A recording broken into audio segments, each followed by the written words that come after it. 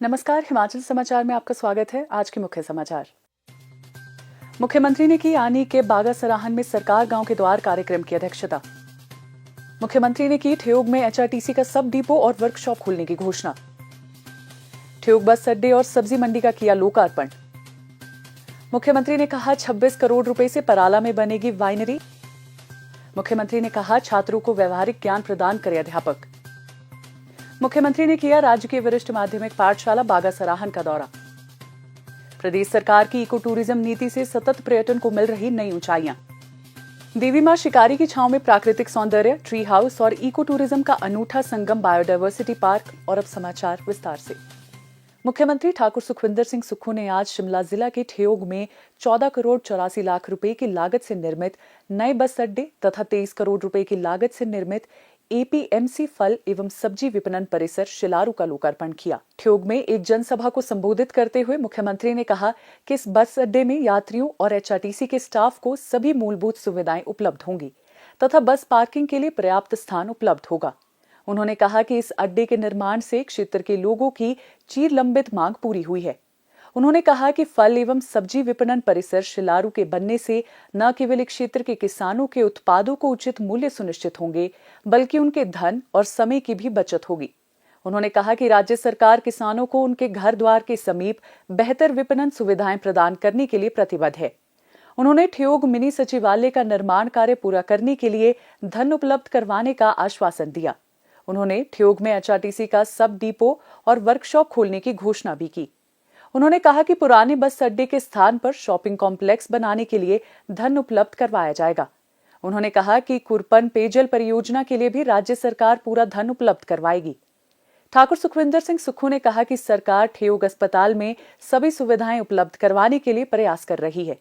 उन्होंने कहा कि वर्तमान प्रदेश सरकार आईजीएमसी शिमला और टांडा मेडिकल कॉलेज में मरीजों को विश्व स्तरीय स्वास्थ्य सुविधाएं प्रदान करने के लिए प्रयासरत है। प्रदेश सरकार 1350 करोड़ रुपए आधुनिक मेडिकल टेक्नोलॉजी पर खर्च करने जा रही है। उन्होंने कहा कि जब 2023 में आपदा आई तो सरकार ने सड़कें बहाल करने में पूरी ताकत लगा दी ताकि सेब बागवानों को नुकसान न उठाना पड़े। सेब बागवानों को लाभ प्रदान करने के लिए सरकार के कार्यकाल के पहले साल में ही यूनिवर्सल कार्टन के उपयोग को लागू किया। किस तरह प्रदेश को आत्मनिर्भर बनाया जाए, आपने देखा हम बागवानों के हित में फैसले कर रहे हैं, किसान के हित में फैसले कर रहे हैं। और जो प्रदेश की आत्मा है वो गांव में निवास करती है। 80% लोग हम ग्रामीण परिवेश की पृष्ठभूमि से आते हैं और गांव में रहने वाले लोगों की आर्थिक स्थिति कैसे मजबूत हो, उसमें कृषि बागवानी को कैसे मजबूती मिले, इस दृष्टिकोण से हमारी सरकार बहुत काम कर रही है और हम इसमें सफल भी हो रहे हैं। इसमें कोई दो राय नहीं है। और मैं ये मानता हूं कि आने वाले समय में जो हमने कल्पना की है कि 2027 तक हम हिमाचल प्रदेश को आत्मनिर्भर बनाएंगे, 2032 को में हम हिंदुस्तान का सबसे समृद्धशाली और अमीर राज्य बनाएंगे। उस दृष्टि में बहुत बड़ा सुधार होने जा रहा है। अभी पराला की मंडी है, इसमें हम 26 करोड़ की लागत से बाइनरी की फैक्ट्री लगाने जा रहे हैं ताकि जो हमारा करंट सेब है वो यही प्रोसेसिंग होकर उसको आगे बढ़ाया जा सके।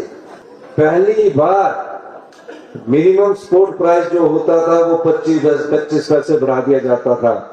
मैंने कहा कि बागवान और किसान जो प्रदेश की आत्मा है, इनका सपोर्ट प्राइस का कुछ ज्यादा भाग हमारी संपदा का उन्हें भी मिलना चाहिए।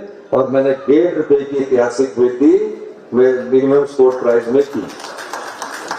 और ये इसके अलावा हमारे किसान बागवान के जो बॉक्स सेब के बनते थे, उन बॉक्सों के माध्यम से तकरीबन 30 किलो, जैसे कि राठौर साहब कह रहे थे, 25 किलो बक्से में आपके सेब चला जाता था। और हमने आते ही पहली साल बीतने के बाद यहाँ यूनिवर्सल कार्टन लागू कर दिया। और आज यूनिवर्सल कार्टन के माध्यम से शुरू में कुछ आड़तियों ने विरोध किया, अब उन्होंने इसे सहर्ष स्वीकार कर लिया है।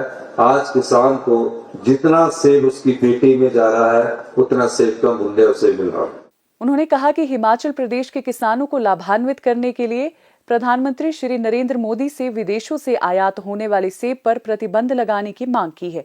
उन्होंने कहा कि हम हर मंच पर बागवानों के हितों की बात को उठा रहे हैं। मुख्यमंत्री ने कहा कि राज्य सरकार के प्रयासों के फलस्वरूप चीन बॉर्डर के नजदीक शिपकीला पर्यटकों के लिए खोला गया है। उन्होंने कहा कि शिपकीला से मानसरोवर यात्रा शुरू करने के लिए भी राज्य सरकार प्रयास कर रही है। ये प्रदेश को आत्मनिर्भर बनाने की दिशा में एक अन्य कदम है। मुख्यमंत्री ठाकुर सुखविंदर सिंह सुक्खू ने मंगलवार सांय कुल्लू जिला के आनी क्षेत्र के दूर दराज गांव बागा सराहन में सरकार गांव के द्वार कार्यक्रम की अध्यक्षता की। इस अवसर पर मुख्यमंत्री ने कहा कि सरकार का ध्येय राज्य के प्रत्येक क्षेत्र का समान विकास तथा कल्याण सुनिश्चित करना है। उन्होंने कहा कि इसी दिशा में सरकार ने अनेक कल्याणकारी नीतियां और महत्वाकांक्षी कार्यक्रम लागू किए हैं। इसी कड़ी में सरकार गांव के द्वार कार्यक्रम आरंभ किया गया है। मुख्यमंत्री ने कहा कि प्रदेश के दूर दराज क्षेत्रों में रहने वाले लोगों को छोटे छोटे कार्यों के लिए जिला मुख्यालय या राज्य सचिवालय आने की जरूरत न पड़े। इसके लिए सरकार स्वयं गांव के द्वार कार्यक्रम द्वारा लोगों के घर द्वार पर समस्याओं का समाधान कर रही है। इससे लोगों के समय और धन की भी बचत हो रही है। उन्होंने कहा कि इससे पहले सरकार गांव के द्वार कार्यक्रम का आयोजन अति दुर्गम क्षेत्र डोडराखवार, कुपवी, किलाड़ और शर्ची में किया गया है। मुख्यमंत्री ने कहा, मैंने व्यक्तिगत तौर पर इन कार्यक्रमों में जाने और दूर दराज के इलाके में रात्रि विश्राम का निर्णय लिया ताकि दुर्गम क्षेत्र में रहने वाले लोगों की समस्याओं को करीब से जान सकूं। उन्होंने कहा कि सरकार गांव के द्वार कार्यक्रम के तहत वह स्वयं और मंत्रिमंडल के सहयोगी गांव-गांव जाकर लोगों से सीधा संवाद स्थापित कर समस्याओं को हल करने का प्रयास कर रही हैं। इस कार्यक्रम के माध्यम से दुर्गम क्षेत्रों में रहने वाले लोग विशेष रूप से लाभान्वित हो रहे हैं। मुख्यमंत्री ने युवाओं से आह्वान किया कि वे सरकार द्वारा सृजित किए गए स्वरोजगार के अवसरों का भरपूर लाभ उठाएं तथा नशे जैसी सामाजिक बुराइयों से दूर रहे। मुख्यमंत्री ठाकुर सुखविंदर सिंह सुक्खू ने आज कुल्लू जिला के निरमंड उपमंडल में राजकीय वरिष्ठ माध्यमिक पाठशाला बागा सराहन का दौरा किया। इस दौरान उन्होंने अध्यापकों से छात्रों को किताबी ज्ञान के अलावा व्यवहारिक और सामान्य ज्ञान प्रदान करने पर बल दिया। मुख्यमंत्री ने पाठशाला के छात्रों से संवाद किया और उनसे सामान्य ज्ञान व उनके करियर के बारे में बातचीत की और उनकी रुचि के बारे में जाना। उन्होंने छात्रों को प्रेरित करते हुए कहा कि वे जीवन का लक्ष्य निर्धारित करके कड़ी मेहनत एवं लगन के साथ आगे बढ़ें और अपने सपनों को नई ऊंचाइयों पर पहुंचाएं। उन्होंने बच्चों से मानवीय मूल्यों और आदर्शों को अपनाने पर बल दिया। उन्होंने कहा कि प्री नर्सरी से 8वीं कक्षा तक के पुराने भवन के स्थान पर आधुनिक विद्यालय भवन बनाया जाना चाहिए। उन्होंने अध्यापकों से स्कूल की समस्याओं पर फीडबैक भी लिया। मुख्यमंत्री ने बागा सराहन में लोक निर्माण विभाग विश्राम गृह में स्थानीय लोगों से मिलकर उनकी समस्याएं सुनी। उन्होंने संबंधित अधिकारियों को जन समस्याओं का समाधान करने के लिए उचित दिशा निर्देश दिए। हिमाचल में अनछुए और अनजाने पर्यटक स्थलों की भरमार है। इन रमणीय स्थलों का उन्मुक्त वातावरण और यहाँ की शीतल हवाएं पर्यटकों को स्फूर्ति से भर देती है। ऐसी ही मनोरम स्थल है हिमाचल प्रदेश के मंडी जिला में जंजैहली के बुल्हा में स्थित बायोडायवर्सिटी पार्क। ये पार्क राज्य सरकार के वन विभाग द्वारा विकसित किया गया है। ये पार्क इन दिनों पर्यटकों के आकर्षण का केंद्र बना हुआ है।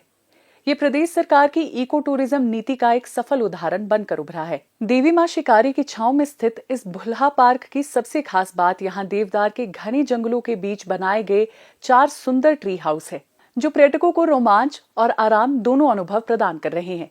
इन ट्री हाउस में आधुनिक सुविधाओं के साथ 8 से 10 लोगों के ठहरने की व्यवस्था है। पर्यटक 1500 रुपए में यहाँ रात्रि ठहराव का अनुभव ले रहे हैं। देवदार के बीच ट्री वॉक प्रकृति प्रेमियों और छायाकारों की पहली पसंद बन रही है। प्रदेश सरकार के वन विभाग द्वारा पार्क के भीतर विभिन्न प्रजातियों की नर्सरी विकसित की गई है। इन नर्सरियों में स्थानीय और दुर्लभ प्रजातियों के पौधे देखे जा सकते हैं। ये नर्सरी न केवल पर्यावरण शिक्षा का माध्यम है, बल्कि जैव विविधता के संरक्षण की दिशा में एक प्रेरणादायक पहल भी है। ये पार्क पर्यावरण संरक्षण और स्थानीय सहभागिता की दिशा में भी प्रेरणादायक कदम है। मुख्यमंत्री ठाकुर सुखविंदर सिंह सुक्खू के नेतृत्व में प्रदेश सरकार इको टूरिज्म को बढ़ावा देने और नए पर्यटन गंतव्यों के विकास की दिशा में सक्रिय प्रयास कर रही है। भुल्हा का ये बायोडायवर्सिटी पार्क इसी नीति का सफल उदाहरण है। भुल्हा का बायोडायवर्सिटी पार्क न केवल प्राकृतिक सौंदर्य का प्रतीक है, बल्कि ये हिमाचल की सशक्त पर्यटन नीति और पर्यावरणीय सोच का सफल उदाहरण भी है। हिमाचल समाचार देखने के लिए सब्सक्राइब करें यूट्यूब चैनल हिमाचल समाचार, लाइक करें Facebook page information and public relations department Himachal Pradesh और सीएमओ हिमाचल, फॉलो करें एक्स DPRHP और सीएमओ हिमाचल, फॉलो करें इंस्टाग्राम @DIPR हिमाचल और सीएमओ हिमाचल, विजिट करें वेबसाइट www.himachalpr.gov.in। इस अंक में इतना ही। कल फिर होगी मुलाकात। दीजिए इजाजत। नमस्कार।